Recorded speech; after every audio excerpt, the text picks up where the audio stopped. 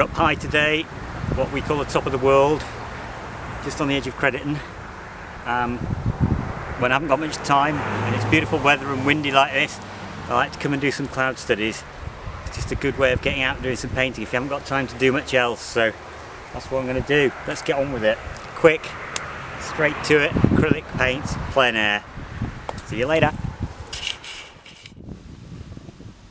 I start with an overall single background blue for the sky. It's gradated from light at the bottom up to a darker colour at the top.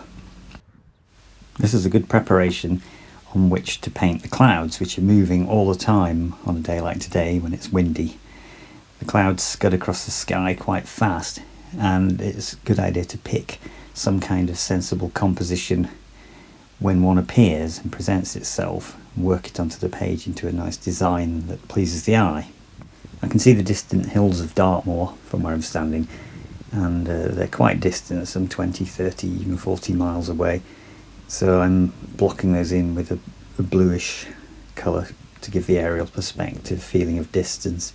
Then mid-ground hills, and just a suggestion really of the foreground areas, which is still quite away from where I'm standing, but it's the foreground of the painting. And once I've blocked in these areas, I can add detail later, but it gives me a sense of completeness for the image and something upon which I can then begin to work on the sky. There are some very distant light clouds over the distant hills of Dartmoor, so I can suggest those quite quickly. And then we move into the moving clouds above us. I start blocking in those clouds with a 1/2" brush, and fairly light, not the lightest white. If you compare that with the white edge of the paper, you can see I've still got some way to go, but it's a very light tone. And I'm just trying to get in a general design of the skyscape as it scuds across. No two clouds are ever the same. They're changing constantly, they're moving around, but you can get a sense of what a cloud looks like and how the light reacts upon the surface of the cloud.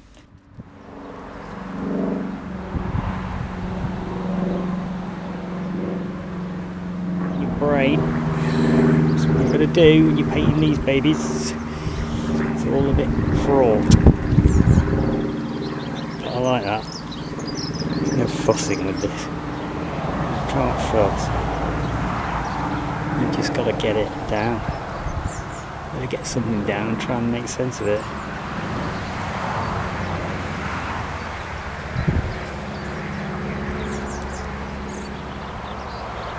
Looking at what I'm doing, thinking all the time, trying to get something down that works as a design across that page. And I think it is doing already. Such a beautiful sky. Alright, let's get some shadow in under those clouds now.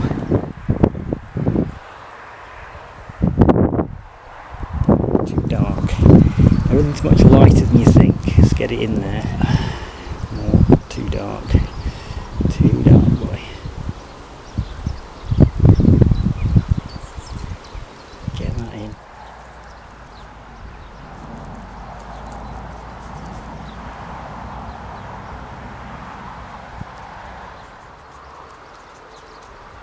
It's all changed already. Which is difficult, makes life difficult. Under that, which makes it kind of a bit more. It's moving all the time.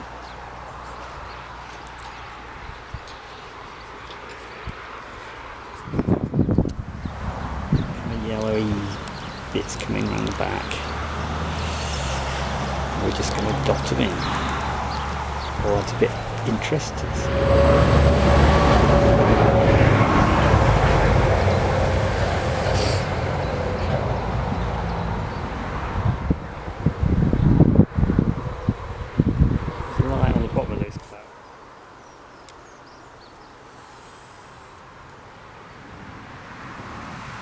Above, it's glowing through them. And there's bits coming up and moving across, scudding around. All little bits flicking around in the sky. It's just lovely.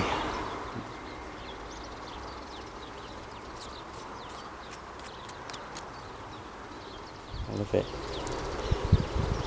It's always a challenge when you got to do stuff quick. It's exciting. God, it's a bittersweet thing. You can take advantage of it though, and for working quick, it's great. With oil I'll be able to blend that in, but with acrylic you don't get much choice distance. And they're great. They're kind of dabbing in distant hot warmth over Dartmoor.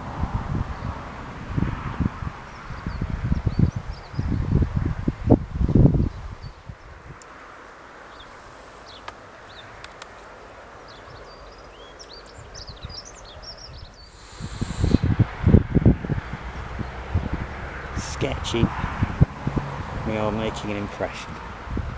That's all we're doing. Friday afternoon, people are going home from work, they're feeling good. Weekend stretching out.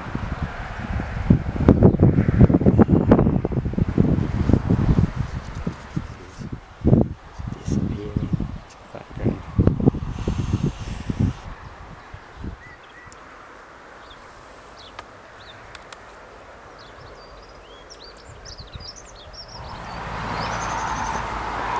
Make it a bit kind of foregroundy,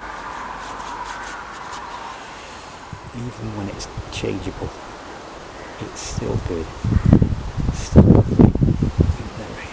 You just got to do it. Basically, drying too quick.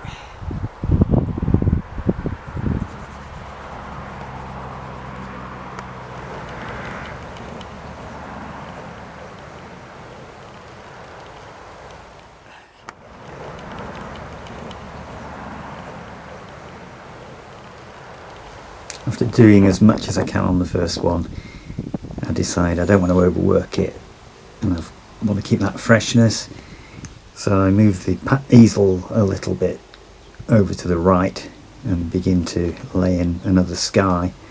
There aren't so many clouds by this time, but the light's quite interesting. It's almost a top light, almost from behind, falling on the hedges. That you can just see at the top of the screen there, and I want to try and capture that and get a sense of the landscape. The road will appear just snaking off to the right later on.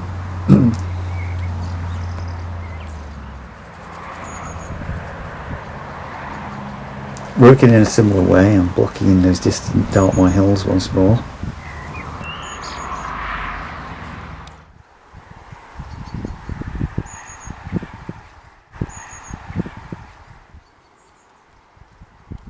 And because there's less clouds now, this has turned into a bit more of a landscape study. I'm still interested in the huge sky that I can see, but there not being so many clouds, maybe decide I want to concentrate more on getting the landscape and trees and a bit of the sense of the light. But it's all still about capturing things quickly and getting information down speedily, getting an impression.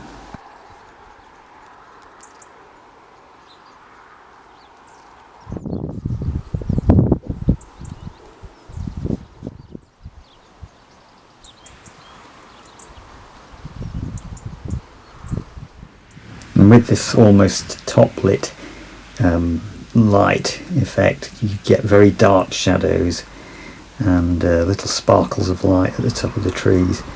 And that's the effect I'm going for. So you can see me laying in quite dark shadows, which at the top of the screen you can see in the hedgerow there. And it's important to vary your greens. There are lots of greens out there in the landscape, and warms and cools. Be aware of the aerial perspective of how things tend to blue more as they go more distantly. You can see I just blocked in the right area there around the road, disappearing. It's quite bluish, and in the foreground you've got a richer, warmer set of greens and some grey blue greens in the shadow of the hedgerow.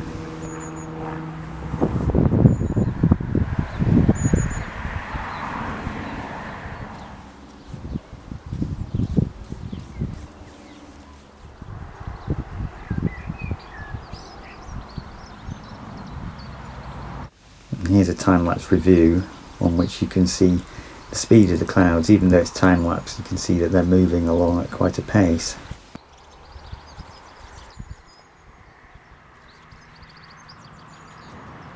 This light's quite an interesting light, but one of the problems with it is you're virtually looking into the light and everything's very bright. So assessing the tones in real life, looking at light, looking down, looking at your palette, looking at your page, it plays tricks on the eyes sometimes, and you have to really adjust and compensate for that. It's much easier in the studio.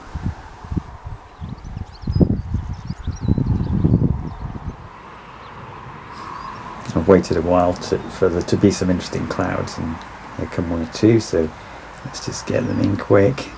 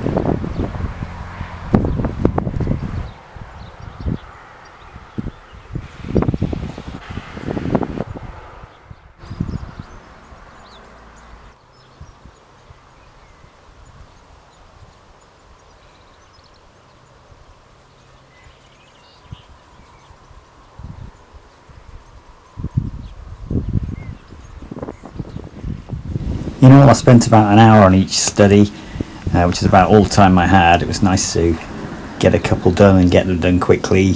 Sometimes it's fun to just have a go at doing work as quick as you can, just to get down information. Hope you enjoyed the video. If you did, please like and subscribe, and that'll help me to produce more videos.